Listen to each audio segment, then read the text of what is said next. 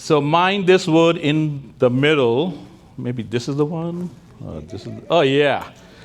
So I'll be asking questions afterwards, okay? So mind it. So I'm giving a clue what this is in between. So in my lecture, I would be telling you what it means, okay? So, and I'll be asking why. That's in between my name. Okay. You might be seeing it's a funny guy with a turban out here, yeah? So, but about 2 decades ago, yes, turban guys looked funny. Yep. We were profiled. Yes. And that's not a mistake made by the public. No. That is actually lack of knowledge, lack of understanding, and that's the reason why I'm here today. And I did this type of presentations before just to tell who we are. And it's nobody's fault. So we came to America. It's a diverse culture, diverse place, full of diverse different cultures from all over the globe. And we need to respect all different cultures, all different languages, and anticipate as one of us. If we pay respect to different cultures, then it means we respect our own culture. And it's in all cultures. It's not only in Sikhism, in our Sikh faith, it's in all cultures, in all faiths. So, basically my presentation will be very, very brief. I will leave more time for questions and answers at the end. So I think that will be more fruitful. So you can learn more. You can ask any number of questions you want. I think that will be the best way to go around. Does everyone agree with that? Yes. Okay. I did it. So, in Sikhism or Sikh faith, the followers, so they are called Sikhs or Sikhs, okay? There can be different meaning to it. So what it means is we are ever learning persons. We are like students forever. That's what it means. We are disciples. We are ever hungry for learning more and more and more. And I think that is in all cultures, right? But that's what Sikh means. And Sikhs are the followers who follow Sikhism, okay? So, and if you see anywhere this type of symbol, it's called khanda, with 2 swords and small circular wedge, and that's it's a different type of sword we have in between. So that's the symbol for Sikhism. If you see anywhere, and behind the cars you might see, and we are proud to have it behind our windshields and all. So that car belongs to a Sikh, okay? Okay, no. Okay, so how did the Sikh faith come around? When? Where? So Sikhism came around end of 15th century. So where? We originated from Punjab. It's the northeastern state of Indian subcontinent. At that time, basically in the northeastern subcontinent state was part of, if you look at the map, Afghanistan, Pakistan came afterwards, after partition, and whole of India, part of China, if you look, it was a whole suburb. So we actually originated out there in Punjab region of the northern sub-Indian continent. So regarding how many we are. So basically there are more than 30 million followers of Sikhism at this present moment. I think it's more than that. These are just the statistics which I could get from 2022, but I think it's much more than that. So, but in America, the Sikh population, the Sikh population is around 500,000, okay? And most of them is out, if you see, mostly it's in India, but out of it, the mostly which is outside India, most of them are in America, okay?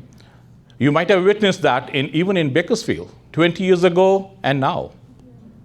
You'll see more turban people, more people with beards, speaking Punjabi. Yep. So, yeah, there are more Sikhs in United States, one of the largest Sikh populations outside of India. And there are around more than 500 people out here. And where's the most? California. California, 52%. New York, 11%. And I think Seattle and Washington is around 7% or 9% following it. But they are all over America. Texas and everywhere, you will find Sikhs. So that was the brief history about Sikhism. But what are the core principles on what we have a day on a daily basis? So the principles of Sikhism are, number one, I'm sorry. I'm playing around with it, huh? No. Okay.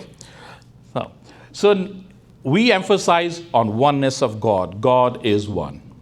That's one of our principles. It's a core principle. In Punjabi also we call Ik Omkar. Ik means one, and there's only one God. Okay? So that's the main principle of Sikh faith. But the other four principles which help to be the core principles will be equality. So in our religion, in our Sikhism faith, both males and females are considered equal. And that was one of the biggest things when it was originated. Because at that time, men were the main and women nowhere. They were only meant to be in a small territory which was called home. But that was the main difference between other religions and Sikhism faith, that they were granted full 100% responsibilities as men, equivalent to men. They can do whatever they want, all chores and everything what men can. So there was no difference between men and women. If men can be in the temple reciting Gurbani or any prayers, women have the same chances to do that. So there were no differences between men and women. So equality. And the other thing was not only equality in gender, but in all humans. So in our faith, if you want to come and be part of our culture, you can come to Gurdwara, the Sikh temple. So anyone is welcome out there. Anyone. Out of any religion, caste, creed, gender. Anyone can come and receive sermons over there. They can witness what we are doing. They're most invited at any time and can have food with us. Okay? So, but there are some things which you need to do. You need to cover your head. That's one of the biggest things when you go in the temple, and we all do that. So that's why we had turbans. We cover our head all the time. Okay? And number two, devotion. So we, like other religions, Muslims have Quran, Christians have Bible, we have the Holy Book, the Guru Granth Sahib Ji. But in our culture, the Holy Book, Guru Granth Sahib, is not a book. It's like our Guru. Because it teaches us, it has all the teachings of all the 10 gurus what we had. So if you need any answer, you can find the answer from it. So we don't consider it as a book. We consider it as a live, basically as a live person. Okay? So, and the other thing is selfless service. We call it seva or daswan in Punjabi language. Seva means voluntary work. So everyone has to contribute towards community, do voluntary work. And if you think about, it's about like we say, spend 1/10, give 1/10 back, or 10% back to the community if you can. And it can be in any way. It's not only money-wise, not monetary, but other time-wise. You can spend on different things that you can spend time and give back to the community. So like my friend Harpinder, who's sitting over here, he runs a school in our temple. It's a, what do you call as no profit, no loss voluntary project. And he does it, and that's like he's volunteering for it. So if anybody wants to learn Punjabi, you're most welcome to Sikh Temple on Stein Road. You might have seen that magnificent building out there. So it has a small school in it. And we give free education out there. Whoever wants to learn, you're most welcome, guys. Yeah. And justice and conduct. So we always strive to swear justice on all. It's not only we will fight for ourselves, we fight for others to get justice to them. And that was the biggest difference between our culture and the other cultures at that time when it was originated. That was the main thing, because everything in minority communities were basically so much downtrodden, so much they were pushed back that they couldn't even speak for themselves. So that's where the Sikh faith came. They stood up for them and sacrificed their lives for not for themselves, but for the other faiths and other cultures back in northern India at that time. So we always carry 5 articles of faith, and if you are baptized, so you should carry all these 5. Like kesh means uncut hair, which means symbol of holiness.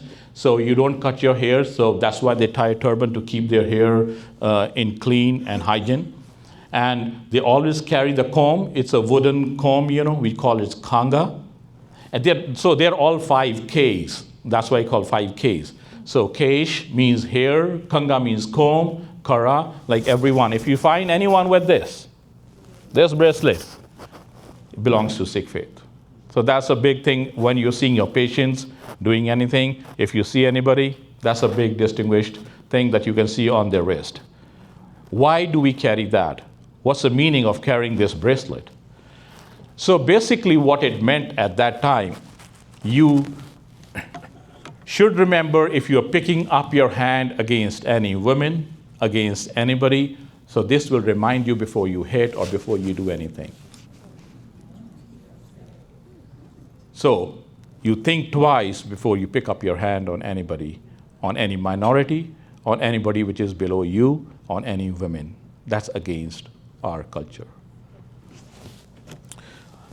But we will talk about that more.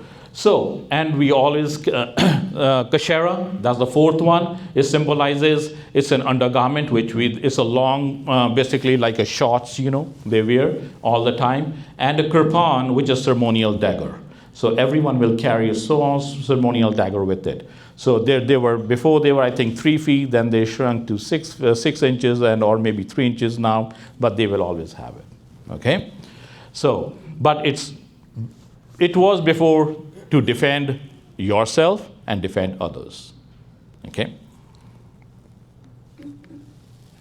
Okay, so as I was talking, baptized Sikhs are obliged to wear all the 5 Ks, so which physically distinguish between Sikhs and non-Sikhs, okay? And you will see this even when you are seeing your patients out in the clinics and all. You will see a lot of Punjabi people having all those 5 Ks, okay? So, but that's what they mean. And another thing, if you see in the name Singh, what I was talking about you. So that Singh, basically in our language means a lion, powerful. So every Sikh will have in the last name as Singh. If you see on your patient's name a Singh, it's from Punjab or from northern region of India, okay? But you will see as a middle name also.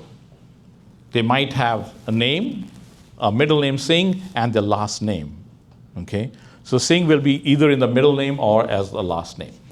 And the women will always have the name of Kaur. Kaur means princess, okay? So when they're baptized, they're always think they are the princess of Sikh faith, okay? So, this is where I wanted to describe more and speak more about the barriers that we have today in our faith and where we need your help or you might need our help. That's where I want to discuss more and spend some more time on it. So the barriers which we have, the biggest one when I came to States was profiling, bullying in schools. That's the main one. You need to pay attention when you see school students as your patients. Always check on them about the bullying. They will not talk with you much about it because they fear to open up any dialogue. But keep in back of your mind that they are not a person or being bullied, and they are getting stressed out because of that. Okay, so, and profiling goes on for a long time. But that's what I'm telling you, it's not anybody's fault. Even if you're at airport, you will be profiled. But what I think, in some ways it's good, in some ways it's bad. Good because that's how we have more safety precautions. Yes, we need to make more security precautions at airports and everyone. And I'm fine with that. But sometimes it's lack of knowledge. That's where we need to educate each and everyone. If you know, you can educate the other people too. And that's how we respect each everyone. So, other things which you will find, the mistaken identities, because of the wearing a turban, different cultures wear turbans. From Mediterranean countries, they wear turbans. So after 9/11, we saw a lot of hate crimes. But it is not because they knew that he's a Sikh, because they didn't have knowledge. They thought everyone who wore a turban is from Mediterranean country, a Muslim. So that's why education is more important. Especially, I still remember after 9/11, that on 9/15, Balbir Singh was murdered in the temple. He was getting out of the temple when he was murdered. And when they asked the person who did it, the crime, why, he said, oh, he's a Muslim. That's why he did it, because the Muslim did it to 9/11. But it was lack of knowledge. He didn't mean to, but it was. And the other place, workplace and legal discrimination. Yeah, it goes on, but it's all cultural misunderstandings. So you need to be more understand about the different religions, okay, and what professional exclusions they have, okay, and just take some time in acknowledging those so the patients are more comfortable. And social and community barriers, that's mainly the language barrier our elderly people have. They only know Punjabi, they don't know. And I think basically it's with all other different religions too, or different cultures. And so those are some of the barriers which you need to keep in mind when you're treating the patients. So to conclude, this was a quote from Guru Nanak Dev Ji, our first founder of our Sikh culture. So truth is the highest virtue, but higher still is truthful living. Truthful living is the main thing. You can belong to any religion, you can belong to any culture, but truthful living is the main virtue. Okay. And as I said, Gurdwaras are open. Gurdwaras mean the Sikh temples. They're open to all, regardless of your religion, background, caste, creed. We never discourage anyone. You're most welcome anywhere. Just follow the rules that you cover your head. Okay? Okay, so that was the end of my presentation, but I'll leave more time for questions and answers. And if anyone wants to note down the address of Guru Angad Darbar Khalsa School, so they're most welcome, and they can contact me over there or Harpinder, my buddy. So we can help you if you want to learn Punjabi, more about our culture. You're most welcome, guys. Okay, we'll really appreciate that. Any questions? Yes, please. Go ahead. Regarding the turbans that you wear, is there a visible difference in the type of turban that you wear as opposed to those that are Muslim? Okay. Do you tie it in a different way? I mean, is there a way for us to be able to Yeah. determine a difference? Yeah, there is a difference. There is a difference. My friend wears a different kind. I think he can, Harpinder, can you stand up? You can see. He was a different kind. Okay? and I have a different kind. But basically, it's all, you can say, fashion, okay? Gone from there to there, looking more impressive, okay? So, different colors. Yes, we have different colors you can body. Basically, before there was only white color. It was saintly color, white color, very simple living. Because basically Sikh faith they are very, very down-to-earth people, mostly very religious, and they're mostly farmers. So they're very down-to-earth. They will not intermingling with much, interfering with others. So very soft-spoken. And so that was basically how they looked. But from there to there, you can call me more westernized.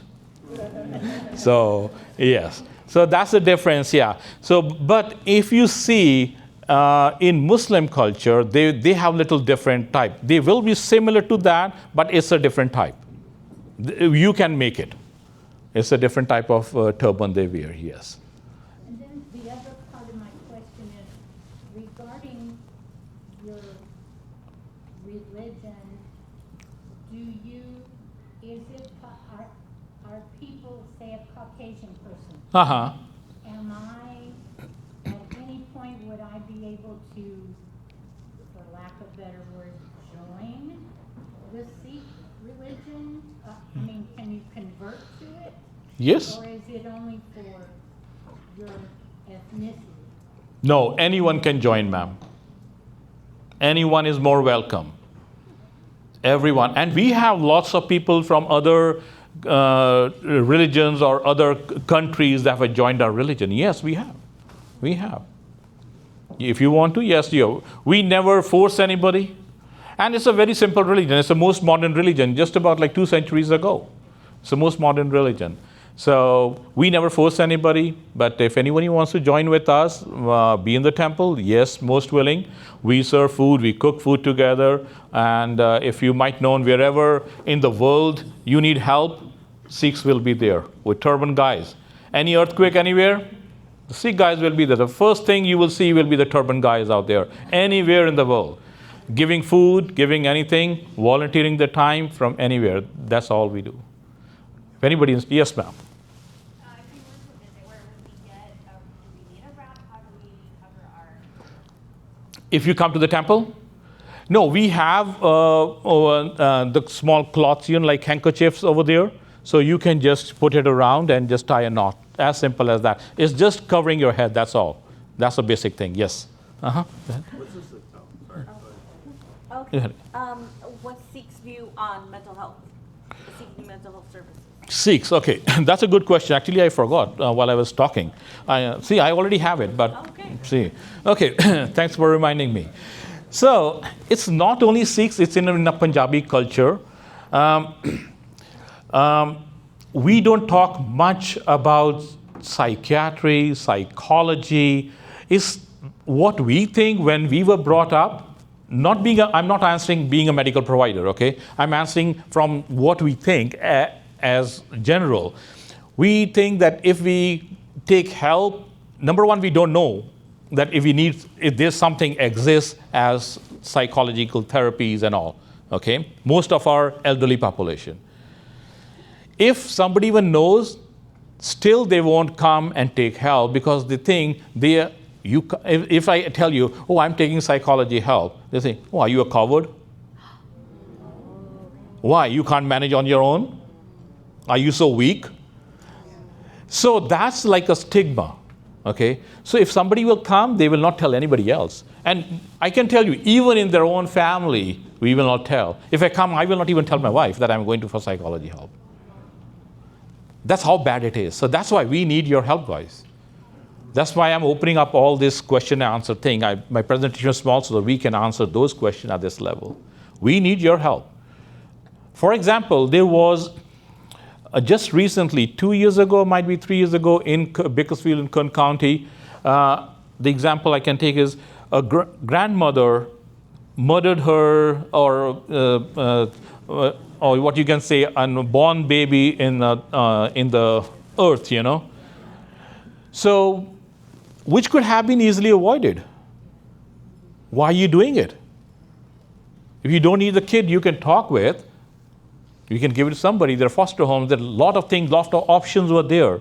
But what happened? She did that, and after that, she is in serving her sentence. Her husband, out of that stigma that he can't face the community, the rest of the community, I think he committed suicide. And those kids, her kids are, she has been adopted by foster home. So where's the family? Gone.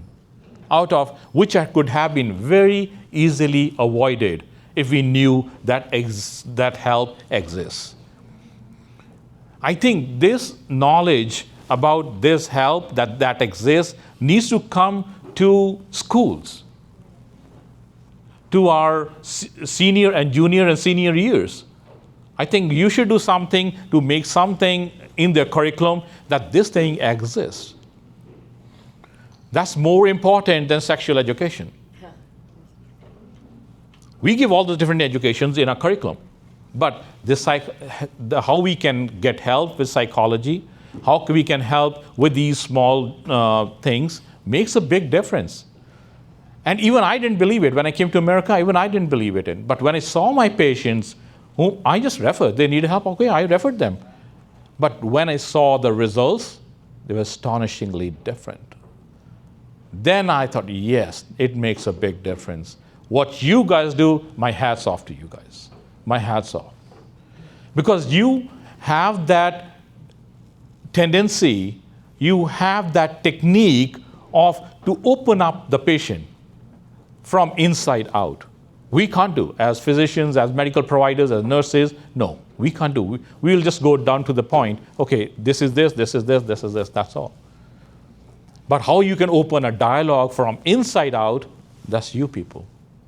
And I really appreciate you guys doing that. Okay.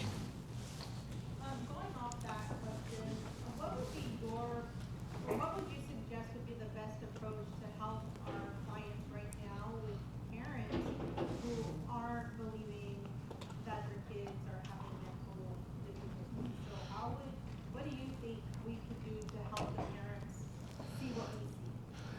So it's mostly how we can help is educational seminars at school levels. Maybe if you want to come to my temple, you're most welcome.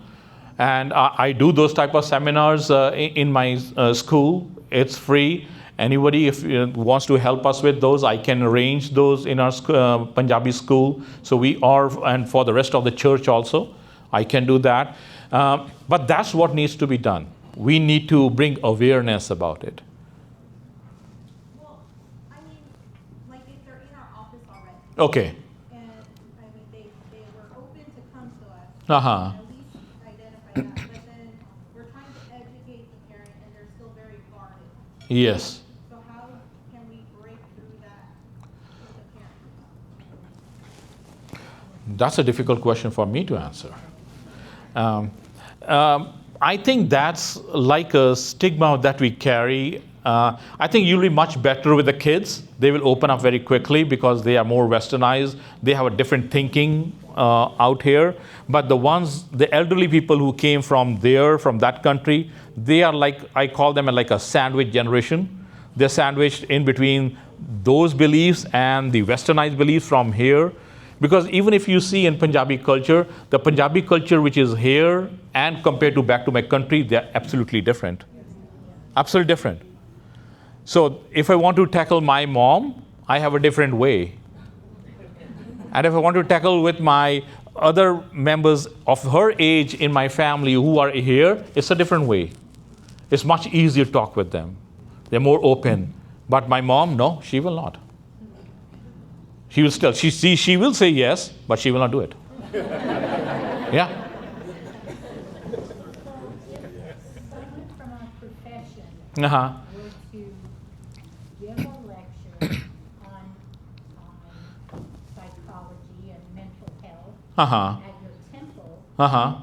would the population, the Sikh population, the parents of these children, would they be willing to attend?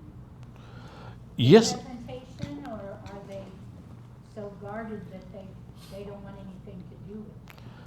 Actually, we started with a series of couple of different things, not exactly from psychology, from other angles, for other topics back in our school. We are getting a better and a better response on every time. It's getting better. But we need to start from somewhere. That's the thing.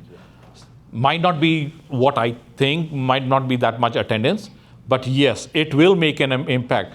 But even if we can make an impact on small, it will diversify. It will then bring to others. Then once somebody who's facing those consequences, once he goes through that, and then he will tell other people. That's how in all these different cultures these things go. It's the word of mouth. But we need to start from somewhere. Yes. Any other questions, please? Yes, please. Can you talk a little bit more about how the core principles of Sikhism impact like family dynamics, like equality, and the ones that you had listed up there? Let me go back. If I push the right button.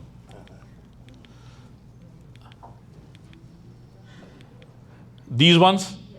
Okay. So what do you want me to? Like, how would you say that those influence like family dynamics, like how families interact with each other?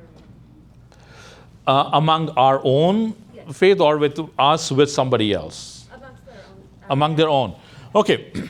If, for example, let's take the first one, equality. So, for example, I have two daughters. Mostly in our culture, everyone prefers to have a boy, a male. But there are different perceptions to that, but those are all medieval perceptions, If we consider being in America, for me, it doesn't make a difference. Because I believe in this, equality. Even if I had been a boy or a girl, I would have done the same thing for my boy or for my girl. And I do that. Yes, in other families, there could be a difference, but they need to be educated more about those things. Even this is one of our principles, but I have seen the inequality. If there's a boy, they were good, oh, he should do better, he should do better. And if he has a chance than his sister, yes, she will suffer a little bit more but they will sacrifice more time on their boys. So because the boys, they think that the male will lead the generation to the next generation. But it's not so right now. If you think in the other terms, if you have a daughter, basically she will take care of you. She's basically like your son. But if you have that perception, yes, your perception, the family will change to the next generation. Yes. Okay, that was one. Selfless service. In our families, we do a lot of selfless service. We go to our temples. It's not only in temples. We always encourage our kids to do this service. We teach them since they are small. And for example, if I go to medical camps, I get my daughters over there, especially my elder one. So she starts learning all that. So it's like an upbringing. Because I travel to different countries to help the people out there, especially the African countries. And also to Guatemala and all those countries. So we go on a lot of medical mission trips and all. Honduras, which we lately been, not after COVID, but before that. So, but that's how you teach your kids. When you tell them why you are doing this service, what it is for, but you need to teach them in giving them a good rationale behind it. Maybe I answered your question? Yes, please. So I heard kind of talk about a little bit about you guys wearing turbans in the temple as a way of devotion. So when you guys are wearing your turbans outside of the temple, is it more of a fashion statement or is it still a devotion? Actually, to wear a turban, it's a must every time, everywhere. When we are at home, we wear a small turban, not like the fashionable one, we just cover our head with a round cloth, like sort of that, but even smaller than that. just to cover our head. We never keep our hair naked. So it's not a fashion. But yes, when we go out, we have different colorful ones and all that, matching your suits and all, matching your ties. Yes. Then they're fashionable. But still, we have to cover our head. Okay? But usually those people, if they're baptized, they will always cover their head. And same with women also. They will have a small cloth on their head all the time. And some of the women, they will even tie a turban. Yeah. Even while sleeping? While sleeping, they have a very small one. They have like a scarf, very simple scarf they have on their head, yeah. And I still remember, I still have my mom. If the scarf goes a little bit away when she's sleeping, she will get up. And by nature, even she's sleeping, she will pull it down. Last week she was in the hospital and she forgot that. And so I gave my handkerchief, she tied. And while even she was sleeping, she was still carrying the scarf. And she was sleeping. But that's a habit. So, yes. So what is the belief behind covering the hair? So the beauty behind it, because we carry long hair, and to keep it more hygienic and everything, so that's the main reason behind to cover your head. That was the number one reason why we had to cover our heads. But if you look from medical point of view, when you sweat, it brings little dampness in the cloth. It takes the sweat away from you, and it keeps it cool during summers. So you will never be going into hyperthermic, if you think from a different point. Plus, if you fall, you have a helmet. Okay? So those are fall precautions. Go ahead. It sounds like your religion really embodies a sense of community, and I think a lot of the clients that we work with, they lack that, and because of that, Yeah. we see that they fall into homelessness and things like that. What is it that your guys' scripture does that doesn't allow people to fall into homelessness? Because I don't think I've ever seen a No. homeless person before. Very good question. You will never find a Sikh person begging or homeless in the world. In the world, not America, not anywhere, in the world. Even if they don't have anything, if you ask, do you have something? Whatever they have, they will give it to you. That's the beauty of our Sikh faith. So we will contribute till the last moment. If I have $10, I know I can survive with one, and somebody else needs it, I'll give $2. I know I can survive with $1. So that's how we are brought up. But things are changing. It's not with everyone, I can tell you. Things are changing while we are in westernized and all in America. Yes. And our kids, yeah, they don't think the same. But we do our best to educate them that that's what our religion tells, that's what our faith tells. Yes, we do our best. But I don't guarantee whether they will have the same faith later on. Yeah. Anything else? Any other questions? Yes. You mentioned in the 5Ks, the last K is the knife. Knife, the dagger. Uh-huh. The dagger. So for our clinic, we would I guess consider it a weapon. No. No. So It's just a ceremonious dagger. They're blunt. Okay. And some of the daggers, I think you can't even open them. It's ceremonious. Mm-hmm. Yeah, and they're very small. But actually, a while ago, when I was a kid, we used to keep big daggers. Yes. Now, if there was one, and would it be like if we were to ask hey, our policy is we don't allow knives or daggers that are used. Would it be going against the Sikh religion if we asked them hey, it's not allowed to be on you? Mm-hmm. Would that be something going against? Basically, according to Sikh faith, you can never take it off. You have to have that. Even when we are taking a bath, we put it on our head, roll it around our head, and take a bath and then get it out. So they never take it off. Even while it's just a symbolic ritual, they will feel bad. But as far as I know, even if you go to courts or anywhere else, that's the only exception they have for Sikhs. Even at airports, that's the only exception throughout the world we have. back in not only in our country, even if you go to, for example, any government offices and all. We actually carry a big dagger also, but nobody does any more of that. Yes, that's a weapon.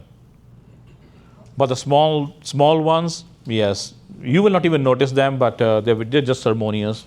When they say their prayers, they just do their prayers, So, yes, please. At what age do people usually get baptized? There's no age. You can get baptized even when you're after born, so there's nothing, no compulsion. But we always advise that you need to be little big, around not like 4, 5, 6 years old, so that you know what you're doing. What's the meaning of each? When one knows that, yes, and they have the choice to go and get baptized. Yes. Any other questions? Yes. You mentioned about the I don't want to butcher it, the Sahib, the Holy Bible. Guru Granth Sahib. So I guess it's kind of like a twofold question. So one, when was this? When was it? Where did it originate? And is it in multiple languages? So is it like available for everyone to read? Okay, Guru Granth Sahib, the holy book, was written by, it's not one author. So we have multiple gurus. We had 10 gurus through that term of our Sikh faith. And couple of them contributed to those religious scriptures. Okay. So, but it's mostly everything is in Punjabi language. But we have couple of translations. Yes, we have in different languages also. Yes, English for sure we have. Okay. But here the thing is, the translations, how far accurate and who did it. That's the main thing. So be careful if you get, but the other main thing what I will always request is, if you want to get Guru Granth Sahib Ji, the holy book, we have to follow different procedures how to keep it at home. Everyone doesn't keep it at home because it's very difficult because of the holy book.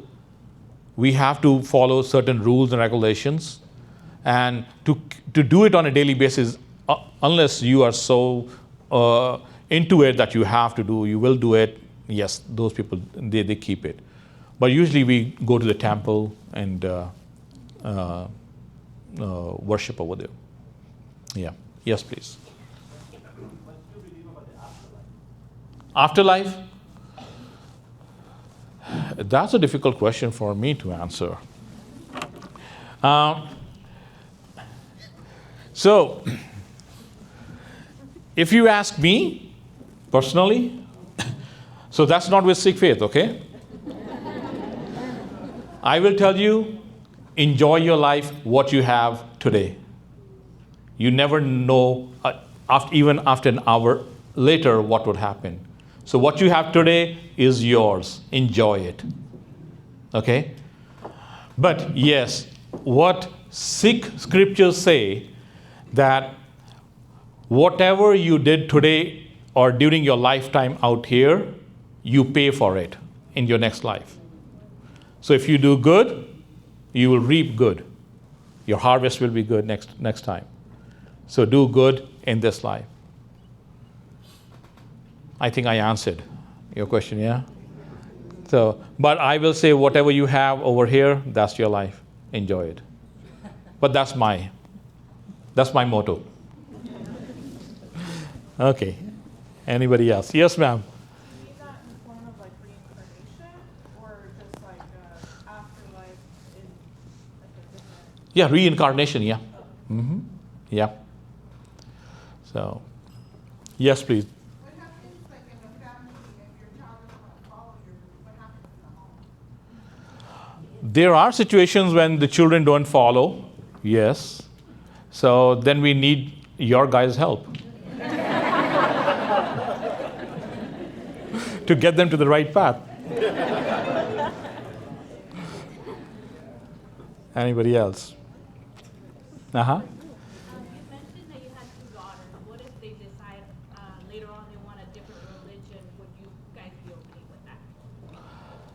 As far right now, they have not decided anything. They are just following what we follow.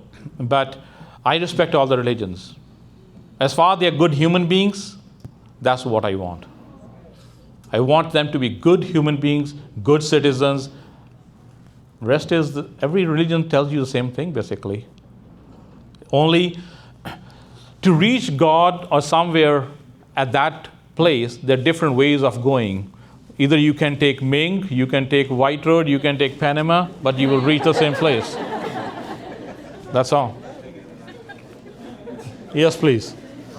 So, in terms of like the core principles, I'm curious from your opinion, have you noticed or seen any conflict in the family when it comes to like being open? Because I heard you mention like, you know, grandparents, the older generation don't really share.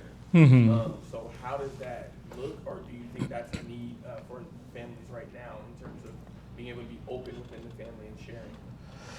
Within the family, we are very open. Okay. Within the family, we are very open and very clear. Everything is in the scriptures, what you need to do and everything. But being more westernized nowadays, sometimes some discrepancies or some children have a different opinion. That could be there. But that's evolution.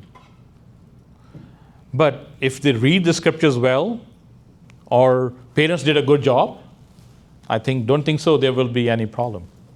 Yeah. Yes, ma'am.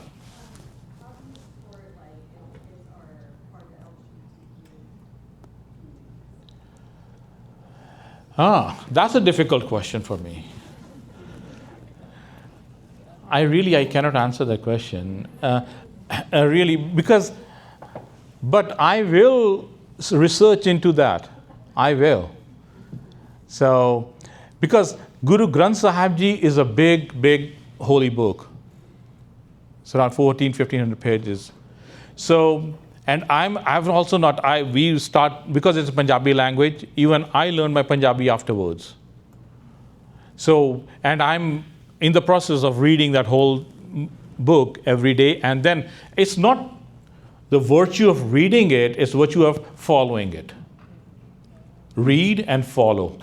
So they're two different things. You just read it, that's all. But what you read, do you implement in life? Because it's a philosophy of how to lead life. That's what the whole thing is. Whether you're implementing on yourself, you're implementing in your life what you're reading, yes, then it makes a difference. But I will get an answer for that. But I don't know. I can ask other people who are really into it, all these things and all. But I'm sorry to answer at this point. I don't want to give any information which I don't know.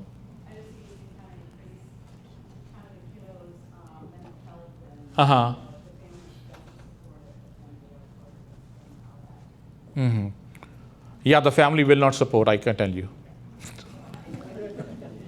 Yeah. One of your slides mentioned the barriers in the dating community. Can you elaborate a little bit more on that? Yes. Okay, let me go.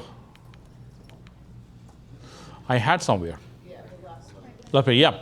So that's one of the new topics that what we are facing right now, because everything is getting on apps and everything. For me, I can say dating was not a thing in the past. So they were all arranged marriages. So it was arranged, whether you love it or not. Okay, but you will love your wife or your husband later on. That's for sure. Once you get used to it. So, so it's just getting used to your spouse, right? So we didn't waste time or money on dating, okay? So I met my wife through one of my uncles, and I went for not a date, but yeah, a date. My dad, my mom was there. Her uncle was there. I spoke for 20-30 minutes, and she had everything what I wanted. And after a week, we were married. So I didn't waste any money or my time on it. So I saved that. so yeah. But yes, I love her now.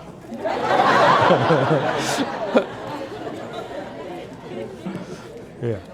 Okay, go ahead. In divorce? What are the beliefs?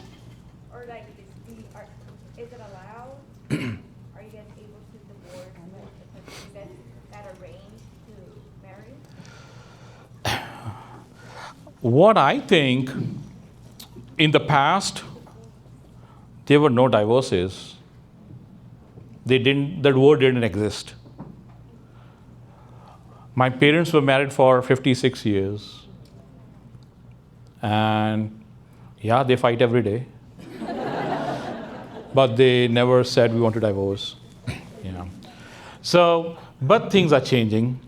Even back in our country, yes, we have divorces now. Yes, everyone is getting, because men and males and females, they have the equal choices, the equal opportunities. Females earn the same. So there are fights, there are divorces. Yes, we have divorces, but we don't. Usually, what happened before in the past, when there were arranged marriages, the people who got it arranged, they came back into the picture when you had a conflict. So they were called back. Okay, you did it. Come on. So that common person, yeah, they stepped in.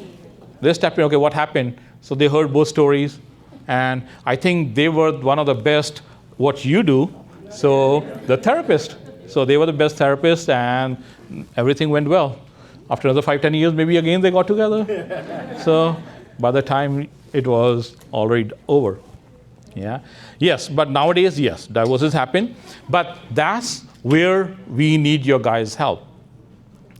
Because I'm not used to dating apps, yes, but our kids will be, or the ones who are going right now, they are. And then once they are with their spouse or something, after 3 years, 2 years down the road, they get divorced, or they are not able to get along with each other. Yes, that's the reason why we are having a lot of stress among our younger generation in mid-30s. That's a lot we are seeing. That's a rise in stress, rise in divorce rates, the ones who are in 30s and 40s right now.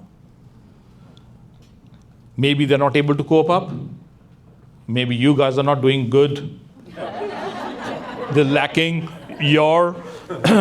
from your part, but something is there, yes. Yeah, but we need your help, yes, guys. We need help there. So, the things that you do can change their minds. They can. It's a small thing which becomes an inferno, and basically it goes more and more and more. Okay. Any other question? Yes, please. So when the opportunity comes that someone from the Sikh community comes to receive our services, is there anything that you can tell us to be aware of, what not to do, or something to be aware of, to be careful with when we have you as a client? So, depending upon the age of the client, okay, if it's elderly, then you should have a different perception than the young kids. Like if I'm your client, I will go, not much, I'm not that rigid. So, but with the elderly population, they're very rigid in their beliefs. Whatever you say, they will still go with it. So you have to remember the core principles at the back of your mind, So do you embody those 5 core principles? We are honoring them. They will be very happy. And always be very open. If you have a question, be very open with them. You will find the answer from there. But you cannot say, okay, you need to do this. No, they will not go with that. The younger generation, yeah, very easily. But the elderly, no. It's a hard nut to crack. Yeah. So, anybody else? Yes, please. Is there any guidance when it comes to like what you can ingest? So like food, tobacco, alcohol, drugs? Okay, as for Sikh faith, they are no drugs, no alcohol, nothing is all prohibited. No, and they are all vegetarians, strict vegetarians. Yes. So I can even tell you, if you ask, for example, when anybody needs to smoke, he needs a matchstick, right? And if there's a Sikh guy standing, you ask for a matchstick, and you have a cigarette in your hand, that's like an insult to him. Now, why are you asking me? Because in our culture, in our religion, nobody smokes. We are far, far away from that. I can't talk about, but that's what our Sikh faith is and what it was when I was a kid. But yes, over here now, things have changed. More westernized. You could see some people smoking, yes, could be. Yeah, they're drinking, yes. Eating chicken or anything, yes. But smoking and drinking were the main two things which we always grace, we don't come even near it. Yeah. So, we just believe in very simple life. And that's the way to go. If you think of even medically, that's the way to obesity. We are keeping the obesity at low rates. If you follow the Sikh faith. You can see Harpinder, he doesn't have anything, No. Yes. The bracelets, Uh-huh. are those worn a specific wrist?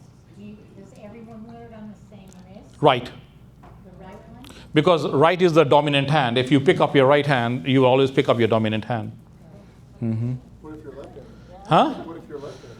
You can wear, but usually it's always on your right hand. Yeah. Yeah. But you can wear on anything, but it's not. Huh? It's only for the male. For the man? Do women wear it? Yes, the women wear too. Yes, the women wear too. Yes, they might have gone from different fashions, I have like the raw iron one, that's the actual one. And but they can be small, they can be big, they can be different styles nowadays. Yes. They can be gold, silver, yeah. So they're more fashionable ones now. Yes. Any other questions? They know better than to raise their hand. Okay. Thank you guys for having me here. Thank you. I really appreciate you.